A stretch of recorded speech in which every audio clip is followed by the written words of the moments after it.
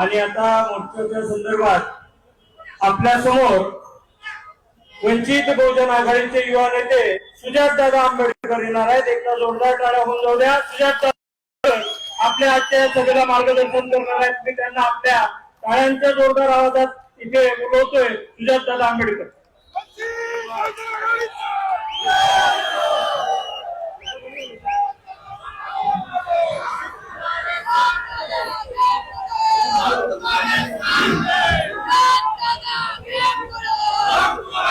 Doctor Babasaheb आंबेडकरांचा, भारतीय संविधानाचा जय जय जय जय जय भीम, जय जय जय जय जय भीम। समतेचे विचार रुजवणाऱ्या सर्व महामानवांना त्रिवार अभिवादन करतो। मंचावरती उपस्थित सर्व मान्यवर आणि तसेच 23 मार्च रोजी नागपूरमध्ये उपस्थित झालेल्या भारतातल्या इतिहासातल्या RSSच्या कार्यालयावरती निघालेल्या पहिल्या मोर्चातल्या सहभाग घेणाऱ्या तमाम क्रांतिकारी साथीदारांना माझा जय भीम। मित्रांनो, आज आपण जरी RSSच्या कार्यालयावरती मोर्चा काढत असलो तरी एक गोष्ट आपण सर्वांनी समजून घेतली पाहिजे की आपण RSSच्या विरोधात मोर्चा काढत नाही आहोत। आपण RSSची संवाद साधायला मोर्चा काढतोय आणि त्यांना काही प्रश्न विचारायला मोर्चा काढतोय। आणि आपलं म्हणणं एवढंच सोपं आहे की आता जे सरकार स्थापन झाली, आताचे जे पंतप्रधान आहेत त्यांना RSSनी सत्तेत बसवलेले आहे।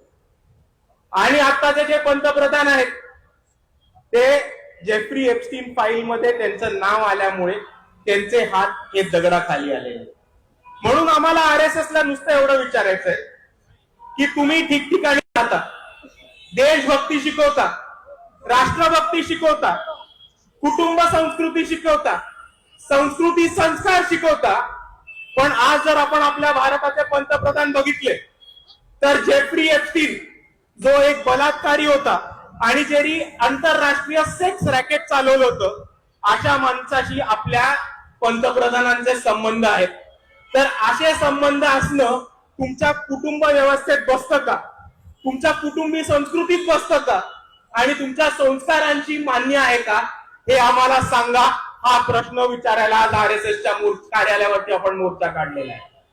आणि दुसऱ्या बाजूला मित्रांनो, एप्स्टीन फाईल मध्ये नाव आल्यामुळे आणि त्याच्या आतमध्ये ज्या ज्या गोष्टी नमूद केल्या त्या बाहेर येऊ नये म्हणून नरेंद्र मोदी घाबरले आणि अमेरिकेच्या खिशात जाऊन बसून गेलेले हे आपण सर्वांनी समजून घेतलं पाहिजे। आणि म्हणून या कॉम्प्रोमाइज परिस्थितीत, या घाबरलेल्या अवस्थेमध्ये नरेंद्र मोदींनी अमेरिकेशी एक करार केला आणि त्याच्यामध्ये भारत देश हा विकायला काढलेला।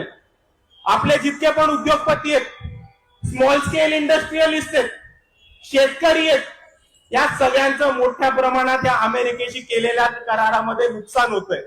आणि म्हणून RSSला आम्हाला हा प्रश्न विचारायचा आहे की जो पंतप्रधान या भारत देशाला उभा विकायला निघतो, तो पंतप्रधान तुमच्या देशभक्तीच्या व्याख्येमध्ये बसतो की नाही हे आम्हाला सांगा आणि याचं उत्तर तुम्हाला आम्हाला द्यायलाच लागणार आहे।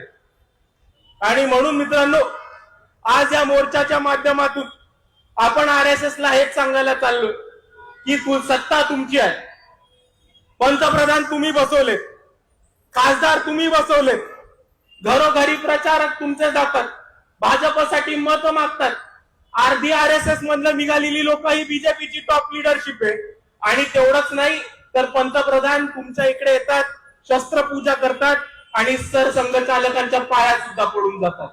आणि म्हणून आम्ही RSSला एवढंच सांगतो की 5 वर्ष सत्ता तुमची आहे, सत्ता तुमच्याकडेच राहणार आहे, पण या देशातल्या मुली पळवणाऱ्या, एका बलात्काराशी संबंध ठेवणाऱ्या आणि या भारत देशाला उभा विकणाऱ्या पंतप्रधानाला तुम्ही पाठिंबा देणार आहात का? का तुम्ही सच्चे देशभक्त बनून या पंतप्रधानाला हटवणार आहात? एवढं आम्हाला सांगा, आम्ही तुमच्या उत्तराची वाट बघतो। एवढं म्हणून मी माझे 2 शब्द थांबवतो। जय भीम, जय संविधान।